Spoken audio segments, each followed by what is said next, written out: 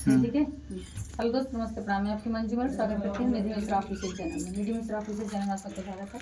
आप सब कैसे कमेंट करके जरूर बताइएगा। आइए प्यारा सा नाच गीत बहुत और धमाकेदार एकदम पटाखे की तरह खुश होगा दीदी के साथ में तीनों अच्छा दीदी लगे तो साथ कमेंट में। करके जरूर बताइएगा।